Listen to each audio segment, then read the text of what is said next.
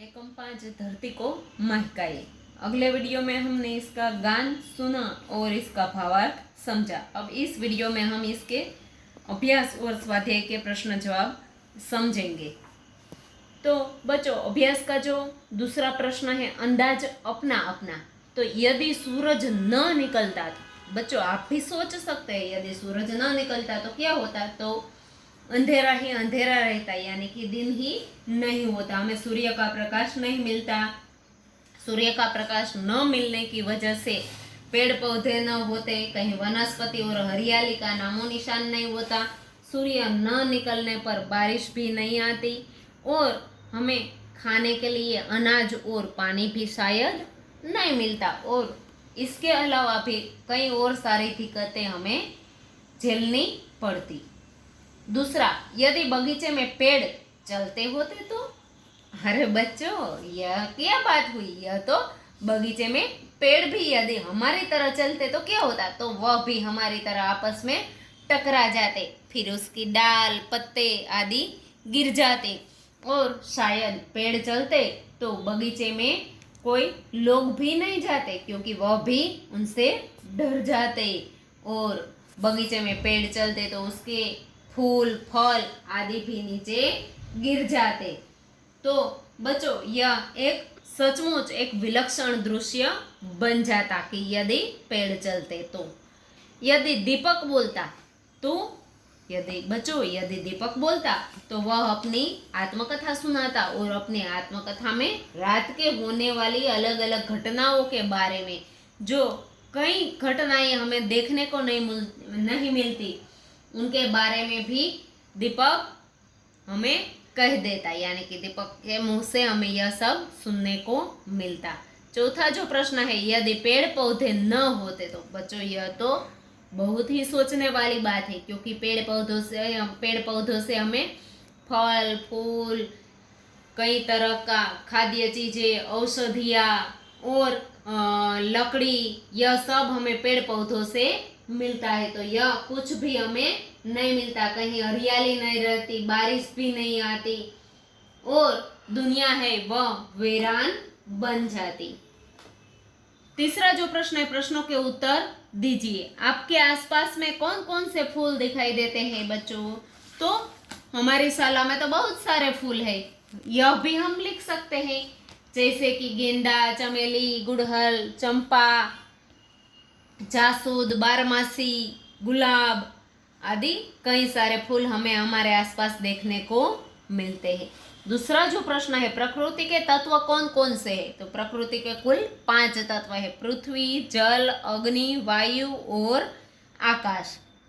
प्रकृति से हमें क्या क्या मिलता है? तो प्रकृति से हमें हवा, पानी और प्रकाश मिलता है। तरह तरह के पेड़ पौधे, फल फूल आदि भी प्रकृति से मिलता है और इसके अलावा भी कई सारे हैं चीजें हैं जो हमें प्रकृति से मिलती है। उसके बाद का जो प्रश्न है, जोड़े मिलाइए। फूल, नाम और काम। तो फूल का क्या काम है? तो खुशबू देना। सूरज का तो गर्मी देना। दीपक का तो अंधेरा हरना और मानव का तो अच्छे अच्छे काम करना। इसके बाद का प्रश्न है, प्रश्न 5, नीचे दिए गए शब्दों के समानार्थी शब्द कविता में से ढूंढकर वाक्य प्रयोग कीजिए। तो सूर्य, तो सूर्य का यहाँ जो शब्द दिया गया है इस पाठ में वह है सूरज। तो सूरज है, सूरज सुबह को आता है। उसके बाद है भूमि, तो भूमि का है धरा, तो धरा हमारी माता है। मानव, तो मानव का शब्द है इंसान, तो हम इंसान है। दिया तो दीपक, तो दीपक प्रकाश देता है। इसके बाद का जो प्रश्न है, चित्र के आधार पर 5-6 वाक्य लिखिए। तो यह चित्र दिखाया गया है बच्चों, इसके आधार पर हमें 5-6 वाक्य यहाँ अपनी बुक में लिखने हैं। तो यह मैं इसके बारे में आपको समझाती हूँ। सूर्य है, तो पहला जो चित्र है उसमें एक सूर्य का है और एक फूल है। तो ये दोनों चित्र है, उसमें सूर्य दुनिया को प्रकाश देता है। सूर्य का उदय पूर्व दिशा में होता है, शाम को वह पश्चिम दिशा में अस्त होता है। सूर्य हमारे जीवन का आधार है, इसलिए हम इसे देवता भी कहते हैं। सूर्य होने पर फूल खिलते हैं। फूल तरह तरह के होते हैं, इनके अलग अलग रंग और खुशबू होती है। सूर्य के पास ही एक सूर्यमुखी का चित्र दिखाया गया है। यह फूल पीले रंग का होता है और सूर्य के निकलने पर वह खिलने लगता है और यह फूल हमेशा सूर्य की ओर यानी कि सूर्य की दिशा में रहता है। इसके बाद का जो प्रश्न है बच्चों, नीचे दिए गए शब्दों में उचित सर्वनाम चुनकर रिक्त स्थानों की पूर्ति कीजिए। आप, कोई, नई, गति, क्या, पानी, अपना और कुछ। तो पहली जो खाली जगह है तुम्हारा नाम, तो इसमें से क्या आएगा कि तुम्हारा नाम क्या है।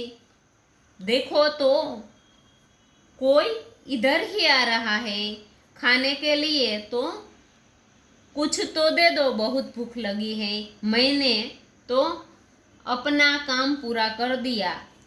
खाली जगह कहाँ जा रहे हैं, तो आप कहाँ जा रहे हैं।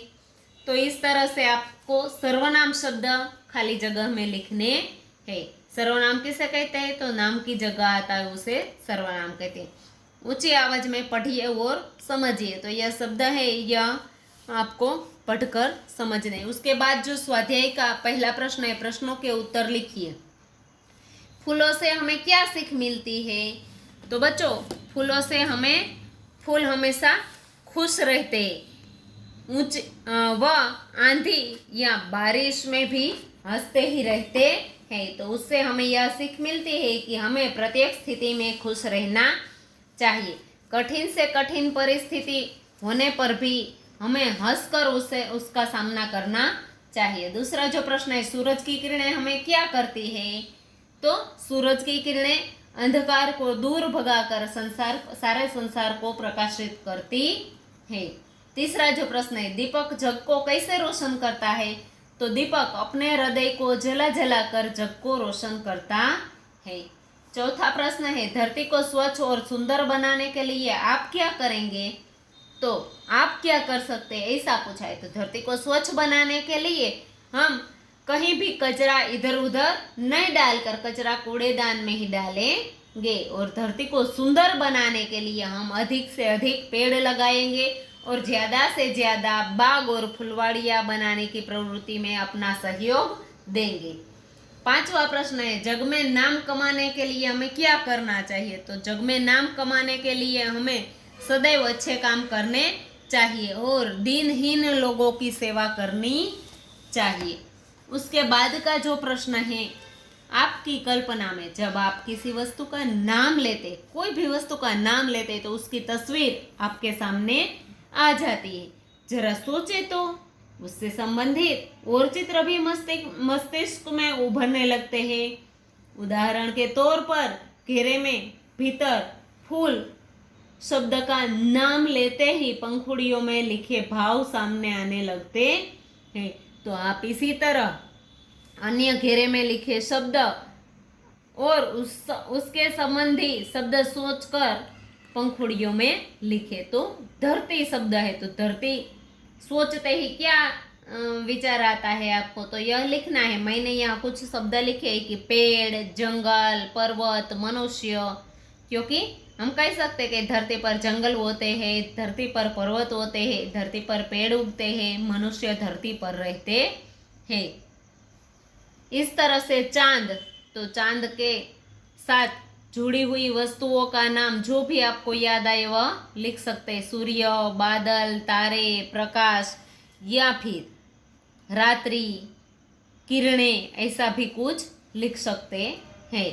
उसके बाद है वृक्ष, तो पान, लकड़ी, ऑक्सीजन, फूल, फल, डाल, पत्ते आदि भी लिख सकते हैं। उसके बाद का जो प्रश्न है, समान प्रास वाले शब्द पढ़िए और बोलिए। सिर्फ पढ़ना है। मानवी, मानवता, महानता, सज्जनता, समानता। फिर ई वाले, ई प्रत्यय वाले, लंबाई, चौड़ाई, गहराई, पढ़ाई, लिखाई, फिर आ प्रत्यय वाले चाचा, दादा, नाना, मामा, बेटा, सबके पीछे आ आएगा। उसके बाद का जो प्रश्न है चौथा, निम्नलिखित शब्दों का वचन परिवर्तन करके वाक्य में प्रयोग कीजिए। लड़का तो लड़के, एक वचन का बहुवचन। पाठशाला के सभी लड़के प्रार्थना में नियमित हैं।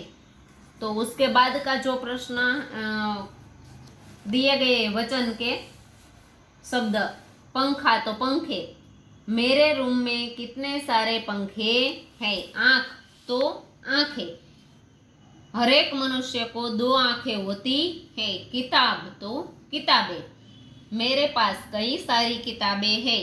पौधा तो पौधे, हमारी शाला में बहुत सारे पौधे हैं। पेंसिल तो पेंसिलें, मेरे पास 2 पेंसिलें हैं। तो इस तरह से आप लिख सकते हैं। इसके बाद का जो प्रश्न है, काव्य पंक्तियों को पढ़कर उनका भावार्थ लिखिए। तो यह जो भावार्थ है यह मैंने आपको अगले वीडियो में समझाया था। अब उसके बाद है, दिए गए संकेतों के संबंध में जानकारी प्राप्त कीजिए। तो यह जो चिन्ह है वह कहाँ होता है, तो पाठशाला के नजदीक। यह चिन्ह है वह हॉस्पिटल यानी कि अस्पताल के पास होता है। यह चिन्ह है वह पेट्रोल पंप के आसपास होता है। यह है सार्वजनिक टेलीफोन बूथ जहाँ होता है, वहाँ यह चित्र होता है। अब अगले वीडियो में हम मिलेंगे, तब तक के लिए बाय बाय।